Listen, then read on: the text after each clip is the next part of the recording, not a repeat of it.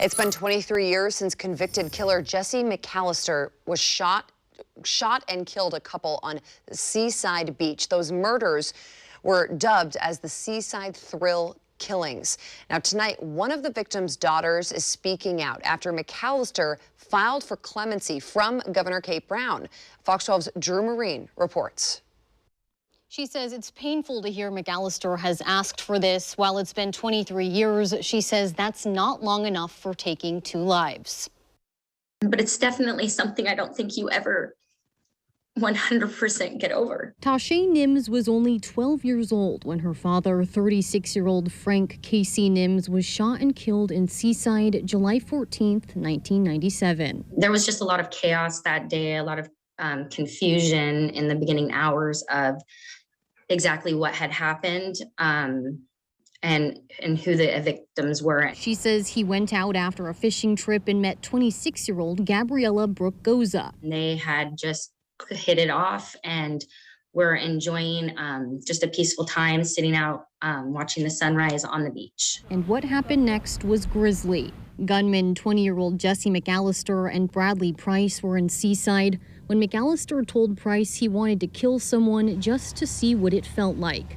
Prosecutors believed Price bought the gun McAllister used in the shootings. Nims says she didn't fully know the details of that day until she was 14 years old, and McAllister sent her a letter from prison describing what happened. He proceeded to shoot and kill Gabriella in front of my father, and he actually explicitly wrote that my father at that point in time did have the opportunity to run and leave the situation.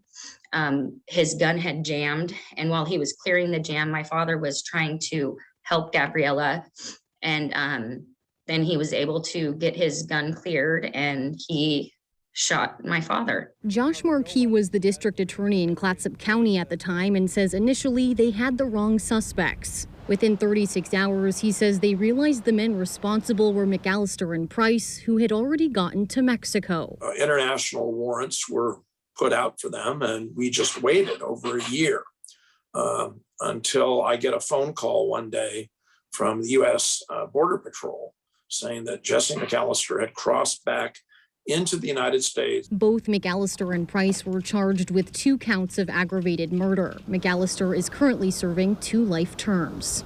Fast forward more than 2 decades, and McAllister has asked Governor Brown for clemency, something both Nims and Markey are stunned by. Anger, and I felt awful for the victims. When I got that call, a whole lot of emotions rushed to the surface. I was in shock,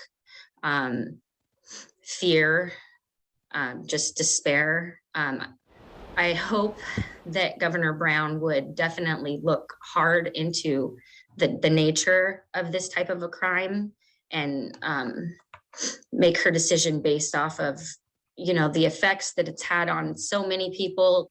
I felt just very hurt that this would be something that would even be considered.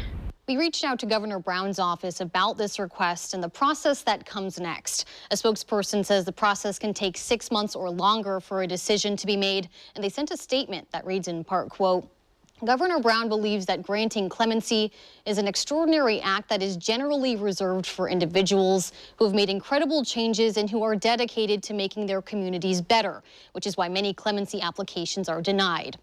The governor does not grant clemency without considering input from the victim through the DA.